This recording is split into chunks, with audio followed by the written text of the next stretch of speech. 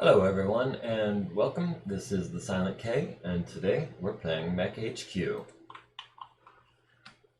MekHQ, for the uninitiated, is a direct-to-PC port of the classic tabletop board game BattleTech.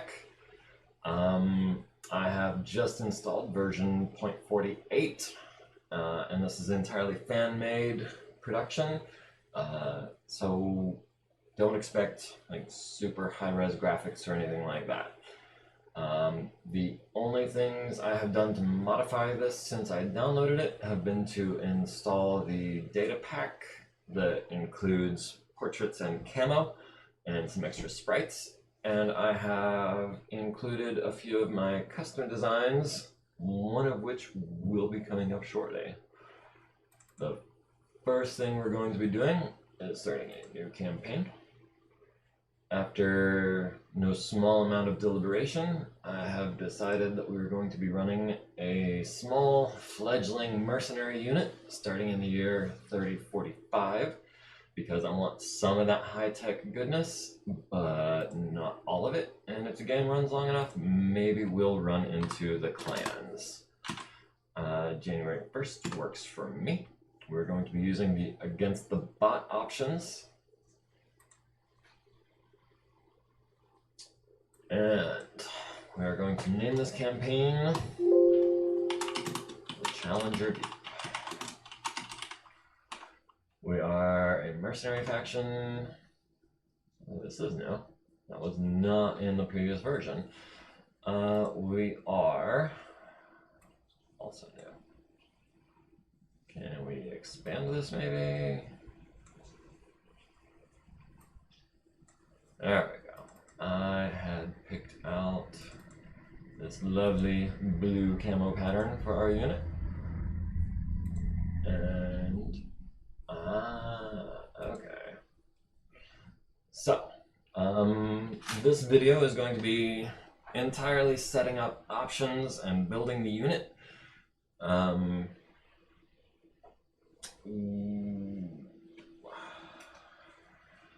Forgive me, I've got some notes and I'm trying to make sure I don't miss anything, but again, version 48, which I just started playing this moment, is a little different from version 46, which is what I am accustomed to. We are going to be using era mods for repair rolls. We are using the optional quirks for mechs. All of this looks pretty standard. We are going to give ourselves a -1 difficulty on the maintenance modifier and the reverse quality names because A is the best makes sense to me. We are going to use administrators to acquire parts. We're not expecting to be acquiring clan equipment through channels, salvage only. Well, let's bump this up to, say, 8. Delivery time, I like all that. Not going to be using the planetary-based acquisition system. We are not going to disallow extinct units. We are not going to allow purchasing clan units. Maximum tech level, unofficial, just because it covers the most ground. And I don't want anything ruled out based on its tech level. Faction intro dates, yes. Ammo by type is handy. We are going to be using special abilities and edge. We are also going to give edge to our non-combat personnel so that we get an exceptional tech who has edge, who we can maybe avoid breaking some parts. Let's see. Multipliers and everything do not need to be messed with.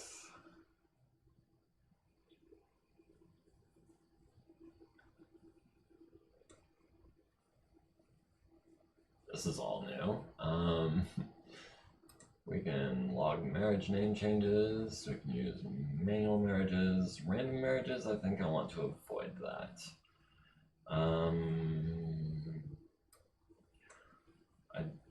do want to take a chance of having married couples procreate. I do not want unmarried couples procreating. We do want to log conception and birth. We are going to pay for parts and new units, but not repairs. All of this looks good.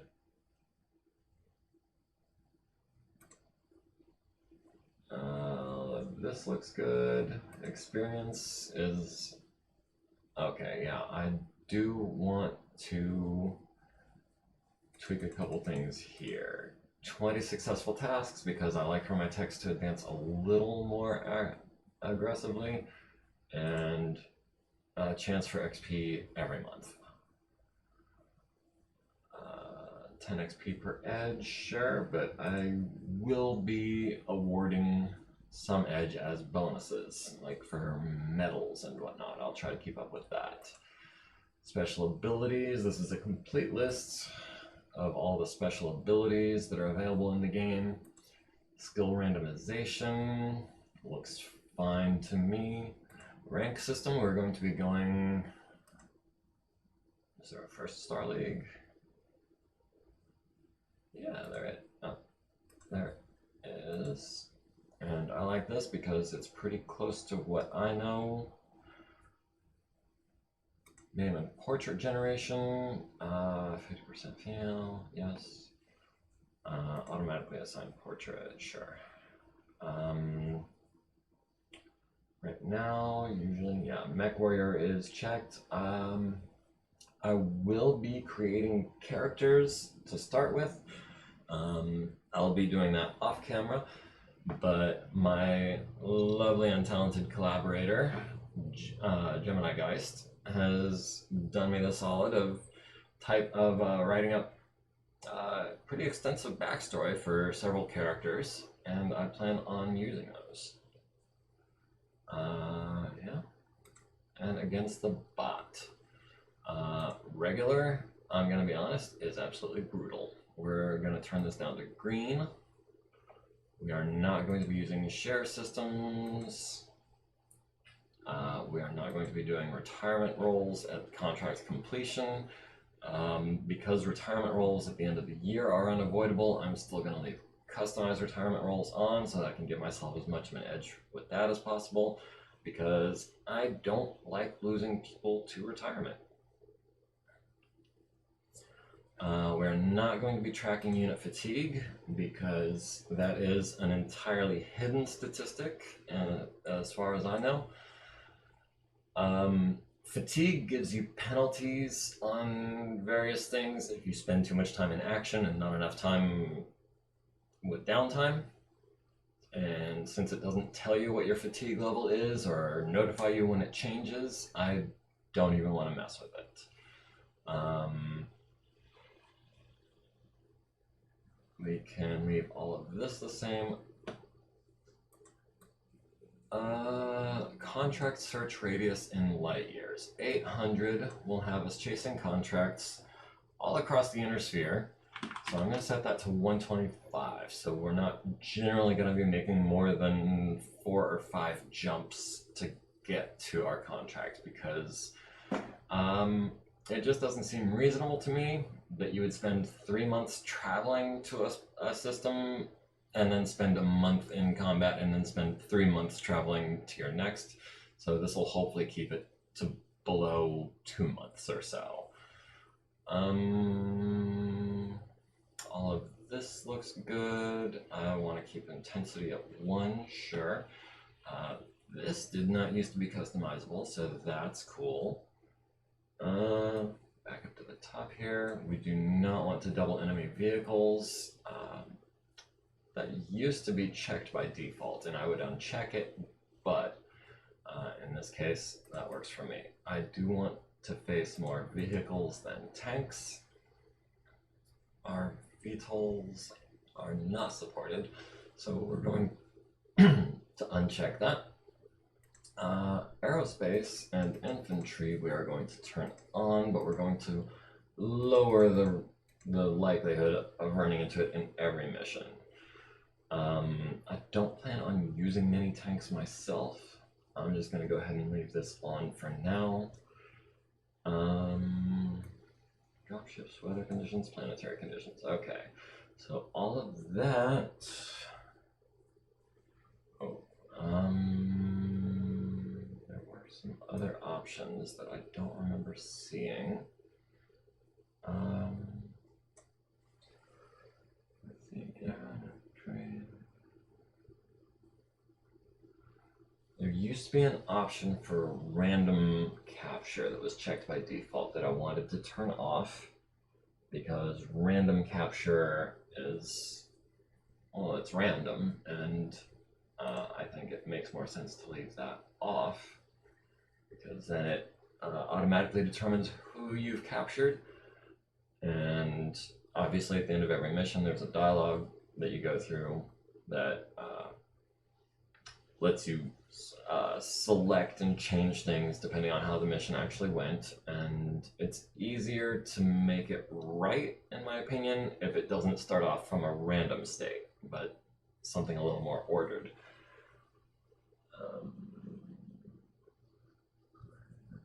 Alright, so this looks good to me. We're going to confirm. And this is the heart of the game. First thing we're going to do is we've got some optional rules for BattleTech that I would like to include. We're going to start with, I had debated whether to use double blind rules, and I think I am going to do that because nobody else that I've seen playing this game does that. And I understand that the bot is maybe less than great, but I thought we could try it just to get started. And if it doesn't work, we can turn it off. We can go back to playing chess style, where everyone knows where everything is. Construction factor for bridges. If you leave that at 0, bridges won't support anything. So I set that to 100 so they can be damaged to a degree and still support, say, a light or medium or even a heavy mech, depending on how much damage it's taken.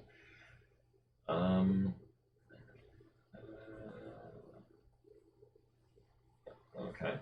In direct fire, we do not like random basements because there's nothing worse than falling into a basement that you didn't even know was there. Victory conditions will adjust on a case-by-case basis. Allowed units and equipment. We are not going to allow invalid units. The rest of that looks good. Advanced rules. There we go. Double blind. We can go ahead and use hidden units. Minefields. Sensors.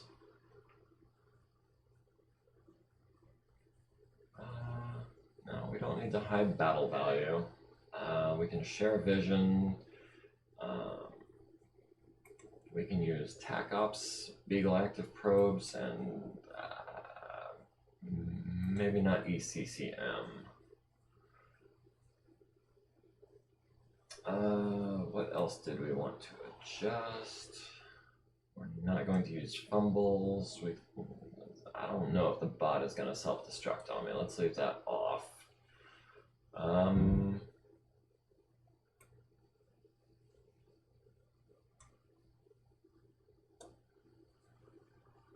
We can come back and change some of this later if we need to. But in the meantime, that looks fine. We do like floating through armor criticals because since we're not playing on tabletop, we don't have to worry about extra dice rolls slowing down the game. We're also going to turn on starting fires. And I also like extreme range. It just feels more realistic to me to be able to shoot a little further, but only under ideal conditions. Also firing while prone, because needing both arms intact just seems a little extra to me.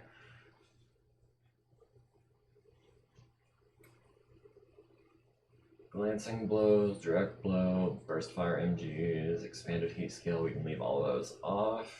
Partial cover, I like the base rolls version better. All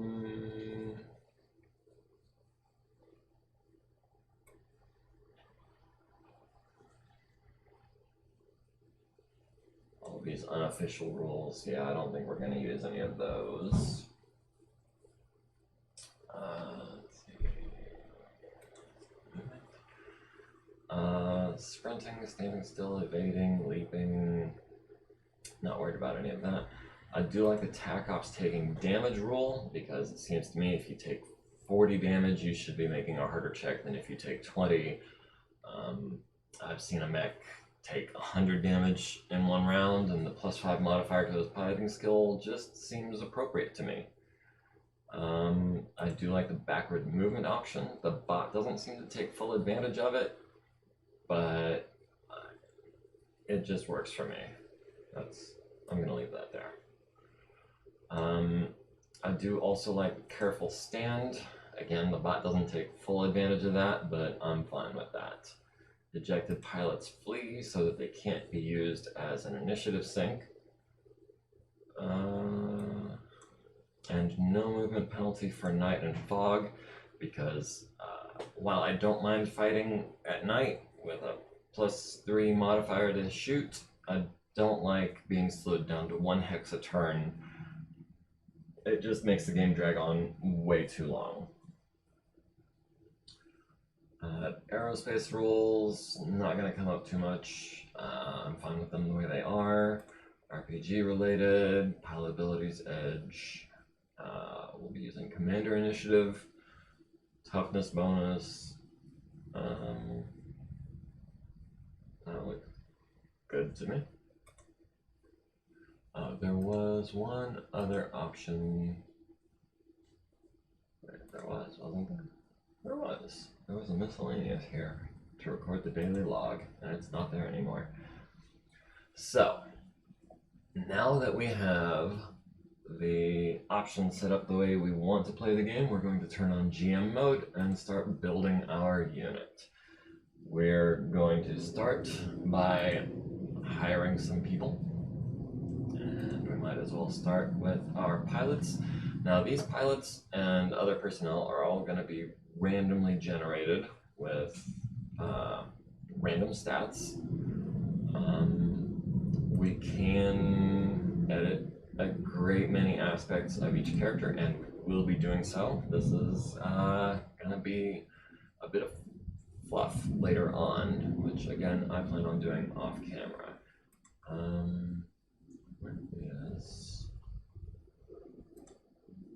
There was a daily report that I'm not seeing.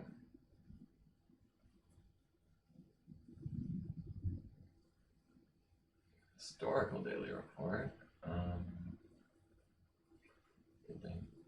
Oh, well, bugger me.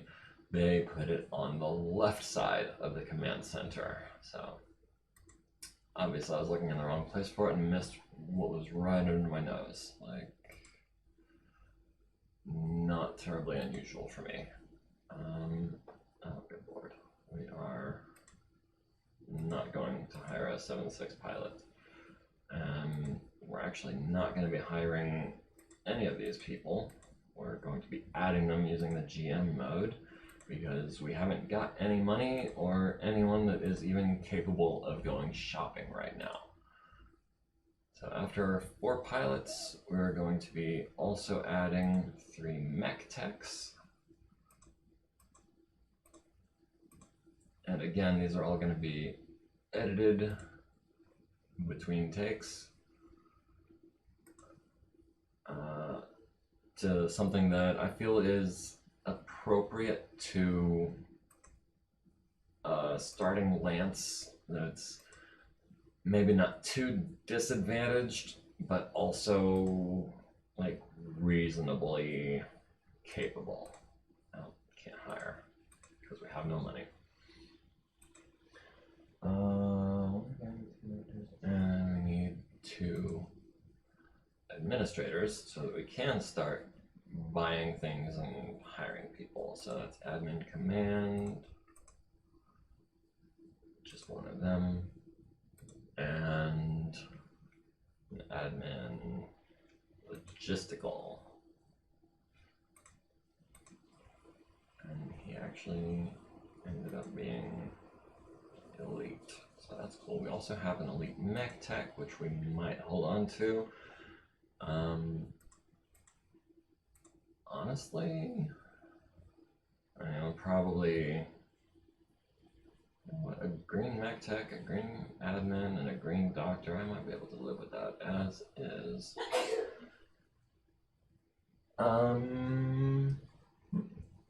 So I guess the next step is going to be adding units. I have already selected the units that I want to be using for this lance, something that'll make it maybe not too easy, but also hopefully not too hard. We're going to start with the classic Battlemaster 1G, which has a movement of 4/6, 18 heat sinks, good amount of armor, PVC in the right arm, SRM6 in the left torso, 2 machine guns in the left arm, and a slew of medium lasers, 2 of which face rearward.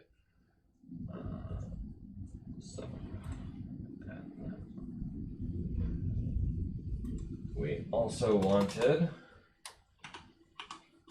a Warhammer, and I like the 6K version, which ditches the machine guns for more heat sinks, so it has 20 heat sinks. It is the lightest armored of the mechs I've selected at 160. It comes with 2 PPCs, 2 medium lasers, 2 small lasers, and an SRM6. We can go ahead and add that. We are also going to be using my custom variant of the Archer 2R, which drops the 2 rear-facing medium lasers and replaces them with heat sinks, because I don't see the point in having 2 LRM-20s and 10 heat sinks. It's just unfeasible. We're going to add that. And last but not least, a Wolverine 6M, which has more armor and is faster than the Warhammer. It comes with a large laser and a medium laser on the right arm, another medium laser in the head, and an SRM6 on the light torso. One thing I had not actually anticipated when I was building this lance, but realized when I was setting everything up for practice, is that of these 4 mechs, I only have 2 ammo types, and that is SRM6 and LRM-20, which I am fine with. Over here in the Finances tab, we are going to finally give ourselves 1,000,000 C-bills, which I feel like is a modest starting amount for the Lance of Mechs. That should be just enough to keep us in spare parts and travel expenses until we can start getting money from our first contract. So we now have 1,000,000 C-bills.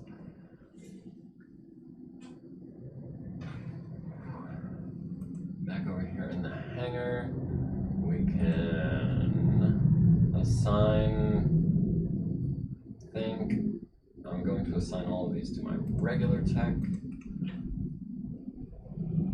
so that they don't degrade in quality,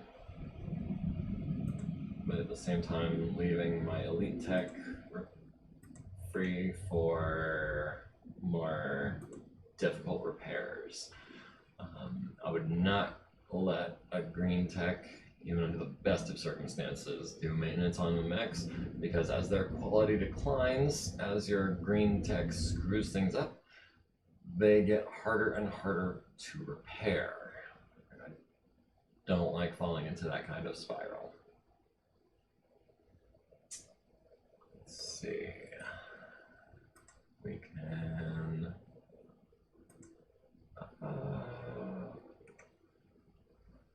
We can go ahead and assign these guys to their mechs.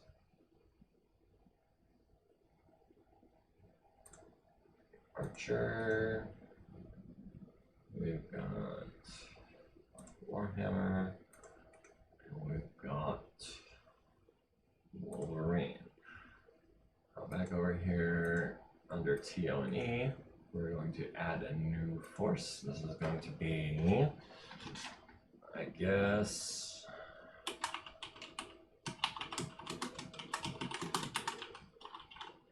Challenger Deep Lance.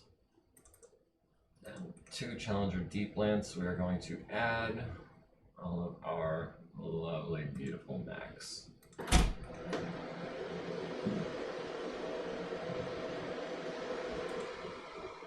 Are you recording?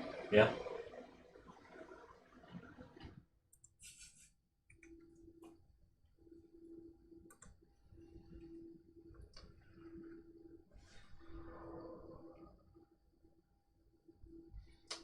Okay, so we have a lance of mechs that is a heavy lance, topping the scales at exactly 280 tons.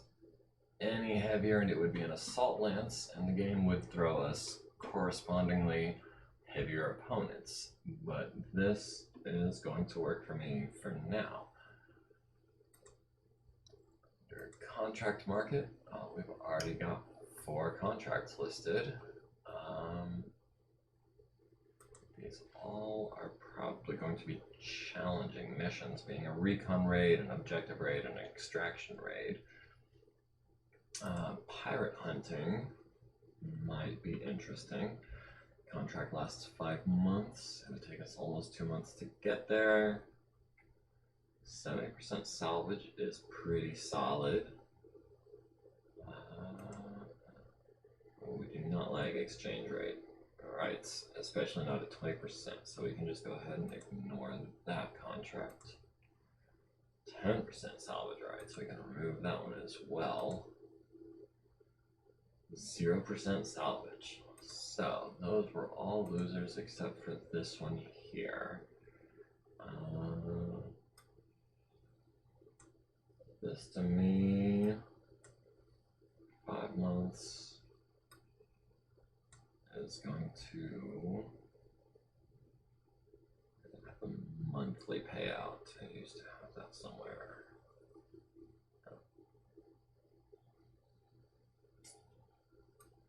Anyway, since this is our first contract, we're just going to go ahead and accept that there, and we'll be traveling to Pliska.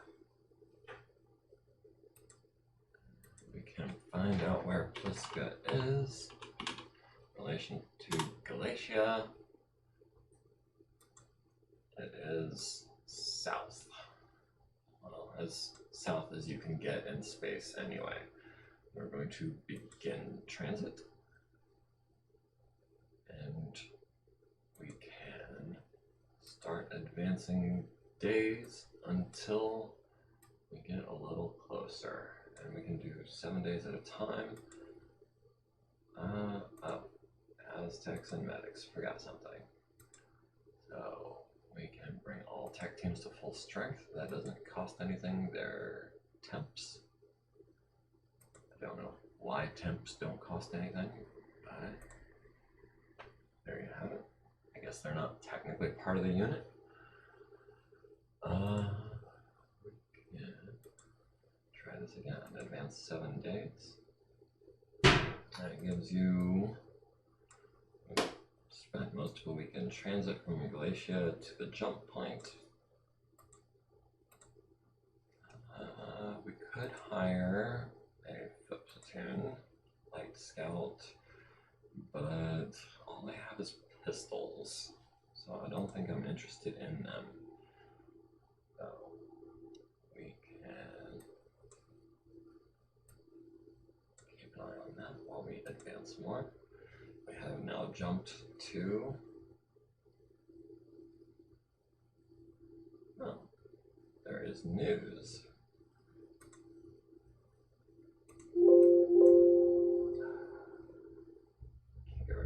Yet. Well, I guess we can't. The only thing is the personnel market, and that's persistent. So, peace on Galadon 5. as of January 13th, 3045. Galadon 5 filed 10 December 3044, so this is actually old news now. Mercenary units and DCMS forces have successfully quelled the destructive uprisings on Galadon 5. While there are some humanitarian groups decrying the tactics used by the DCMS forces, there is little media coming from the local news agencies regarding any violations. At least one supplier of military hardware was targeted by the rebels. The Nova Star Armaments offices were destroyed early in the fighting, and reports indicate that the offices were heavily occupied at the time of the attack. Governor Masami Horikiro has announced that memorial services for all those killed will be held next week, and that today will be declared a planetary day of remembrance. I'm more familiar with the tabletop rules than I am with the lore and history of the universe, but I enjoy these little tidbits of what's going on. So I appreciate that the people who make MegaMek thought to do stuff like that with the major announcements. So we can advance 7 more days and recharging drives. We're now at Marcus. This is a crowded little section of the sphere. New personnel market, which I forgot about last week. We could hire some field gunners. And as a matter of fact, I think I'm going to do that. We can hire them since we have money now. We have 1.4 million C-bills, so I guess we got about 0.4 millions on our advance for the contract. And also we can turn off GM mode since we are playing for real now. Let's see, is there anything I'm missing?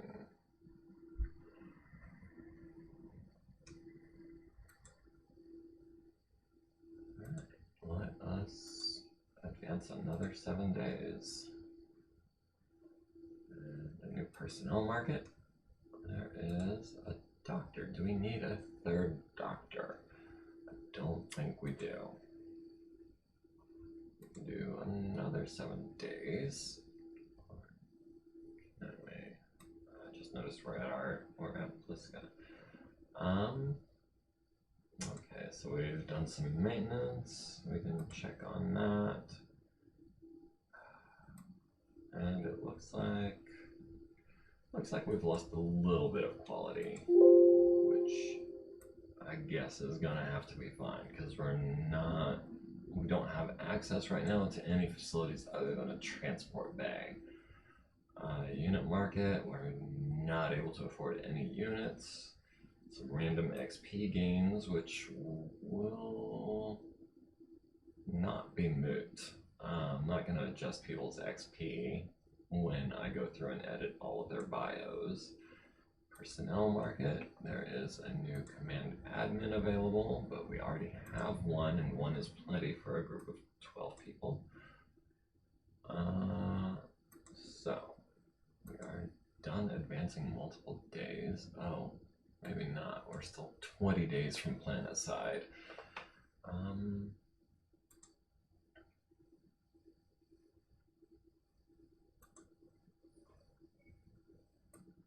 I guess we don't need to keep checking the map. It's not going to change now that we're in the system. We do want to group these guys by unit. We only need 1 infantry guy in our list of personnel. And as a matter of fact, we can add another force and call that our infantry unit. Because why not? And to the infantry unit, we will add our field gunners, who look like an amorphous blob.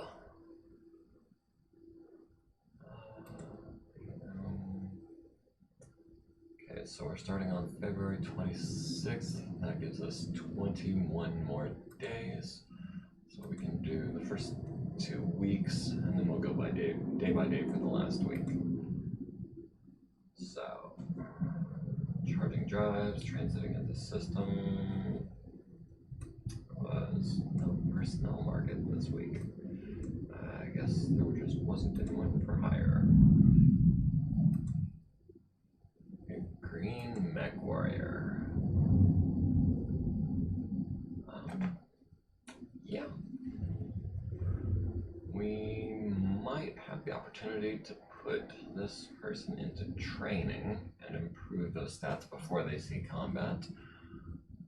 But I don't think that's likely. And in the meantime, I don't think that a piloting of 6 is good enough to trust with any of my precious mechs. So, got a week. We can just do that. 1, 2, 3, 4, 5. I don't know why I'm counting 1 off from the Toadie's place, but 6. So, we have landed on Pliska. According to our contract, we need to have 1 lance in the fight role. So we assign the Challenger Deep Lance to fighting. And come Monday, we might or might not have a mission for the coming week. I rather liked before when the daily log was on the right instead of on the command center tab. I like being able to see it all the time. So, enemy morale is now low and we haven't even done anything. How lovely is that? Not really. 5 dependents as a random monthly bonus. Who are these people? They are Aztecs. Is there any way I can get them? Active personnel, combat personnel, cuts too much. Is there any way we can filter this to have only the important people? I don't think there is. So these Aztecs, these guys right here, have no rank, no skill, basically no stats, and we already have 24 identical nameless faceless goons who don't take up space on my personnel roster. So I'm just going to sack all of them, which the game requires that I pay each one a 10,000 C-bill payout, a severance package. I think I'm just going to deal with that because 50,000 C-bills is really manageable and I have not found a way to get around that. But I'm willing to pay that. It's a small price to get them off of this list. So, aside from that, we've got some more random XP gains. I might have overdone it on the monthly thing. How many of these people are infantry? I need to assign ranks so I can tell who is who.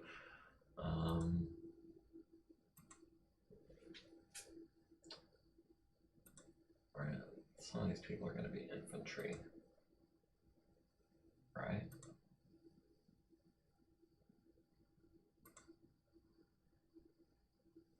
Oh, this is Lubna Hodo. That is not going to be your name tomorrow. So yeah, it looks like a lot of these people are infantry who are just gaining random XP that I might or might not bother spending because honestly it's rather tedious for very little benefits. You might eventually increase the gunnery skill of your infantry unit. But the way I understand it, it takes the average of the gunnery skill of each member of the unit and determines your the unit's gunnery skill from that. So, for example, we ungroup by unit. We have several veteran soldiers who small arms, tactics. Okay. I'm not sure if they have a gunnery skill or not.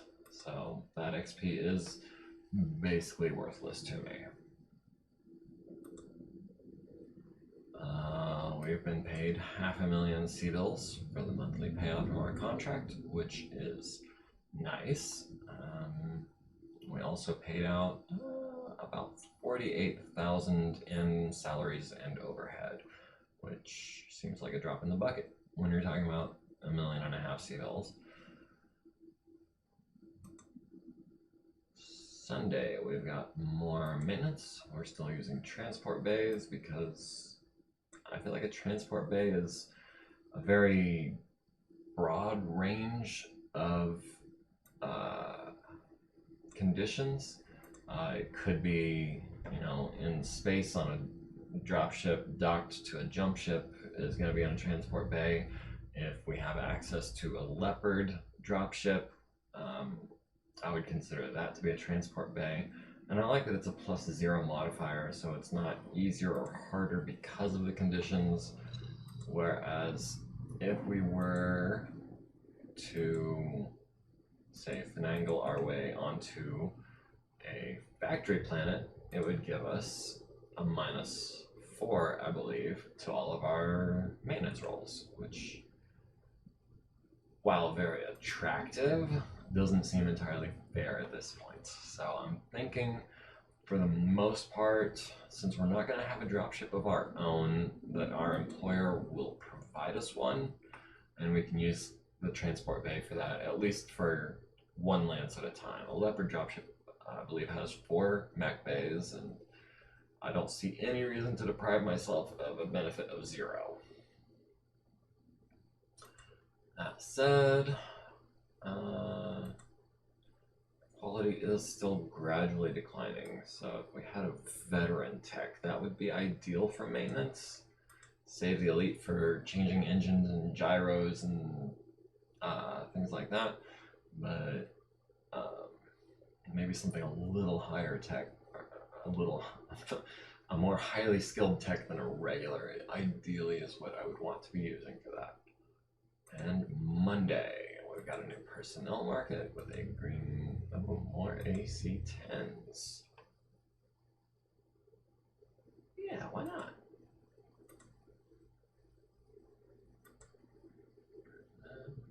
He's an ultra green. Oh, that's the one we already had. This is the new guy, and he is also green. But I'm not going to say no to a couple more AC-10s on the field. Obviously, they're only going to be available for defensive missions. They're not mobile enough to be making an offensive push against anyone. Since it is Monday, if we had a mission for the week, it would appear here. But since there isn't one there, we are just sitting on our butts for the week. So we don't have any repairs or anything to worry about. Our maintenance is handled. We can go ahead and advance 7 days, and literally nothing happens except the next Monday we've got a new mission, a base attack on the 15th. So in 5 days, we're going to be assaulting the enemy base, it looks like.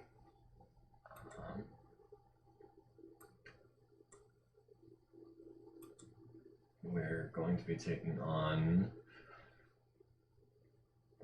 Okay. It looks like we're going to be taking on about 12,000... No, 18...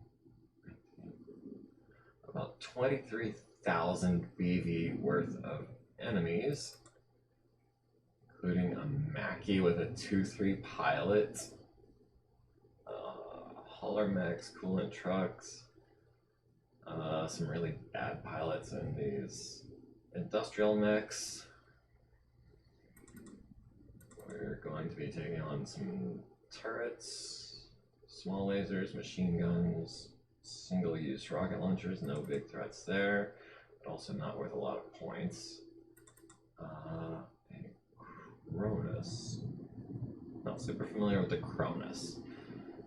hatchetman, an assassin with a pretty good pilot. Well, pretty good shot, not a great pilot. Bombardier, the Saracen could be a threat. Firestarter might be a little bit dangerous. Wolverine and a Vedette. A Scorpion 1N, that is the mech, not the tank. Vulcan 4G Hunchback with the autocannon 20, if I'm not mistaken. Oh, yes, with the autocannon 20. A 3-5 and a Blackjack, a Hunter, a Firestarter, a Vedette, and another 4G Hunchback. So these are going to be formidable forces, and 2 Wolverines, a Shadowhawk, and a Trebuchet for reinforcements. On our side, we've got a Dervish, an Urban Mech. The R60L has the autocannon 20. A Dervish, a Blackjack, a Phoenix Hawk Lamb. No way. I might have to GM mode that into a regular Phoenix Hawk. The LAM is just too much of a stretch, I think. We've got a Drillson, a Vedette, a Hetzer, and another Vedette. So, come March 15th, that will be the mission that we're going to be undertaking. In the meantime,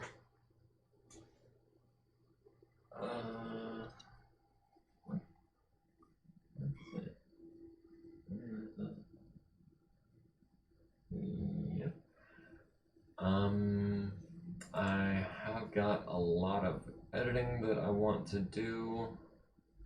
Did I not read these guys? I could have sworn. Did I get more?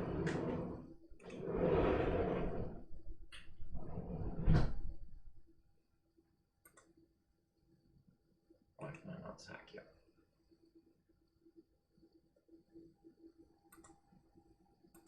Do I have to go one at a time? No.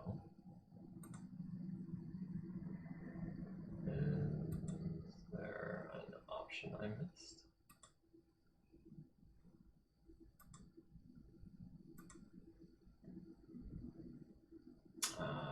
Dependence never leaves, not checked.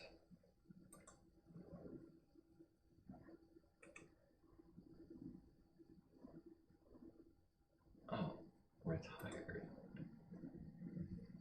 Why are you showing me retired personnel? I do not want them on the list. Let's see, so that was the 15th. Come over here for our day-to-day.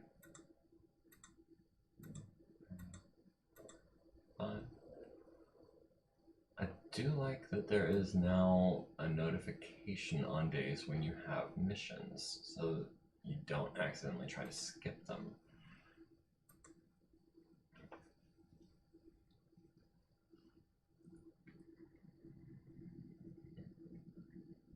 What?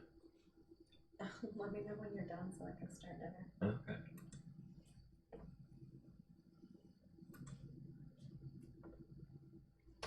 And we have some options to adjust here, and they're found under client settings. First and foremost, we want to make sure that sound is muted, because the sound is annoying. I've heard it described as traumatic even.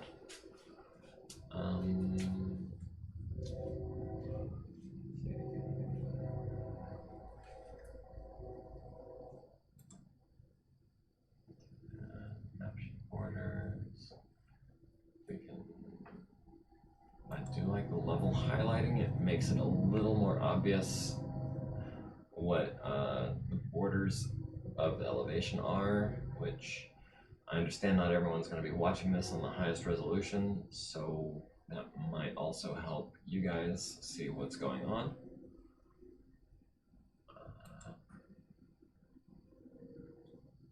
We do not need the pilot portrait or mini armor visualization or the weapons in the tooltip. I know that because in version 46, which I played most recently. Those were all unchecked, and I did just fine without them. We do want to confirm all mask movement and all PSR movement. We also want to confirm done on units that don't fire. We like these options. I do not want to skip done when firing all weapons. If I accidentally click on a mech's last weapon when I'm not trying to fire everything, it will just automatically go to the next unit and you're committed. I prefer not to be. I like to have that extra step where I can say, yes, I really want to fire all of my guns. So all of that appears to be in order. And go ahead and look at the forces as they are laid out for this mission. We've got Battlemaster worth 2,000 BB. Oh, bother. I'm gonna have to redo all of this before this mission because I have not edited any of my pilots. I was gonna give them all custom names and stats and backstories, and these guys are all just a bunch of randos. So, no, we don't need to save that. Yes, I know I'm disconnected. We can go ahead and save our campaign here. And we can call this a day. So thanks for watching, everybody, and I hope to see you in the next one.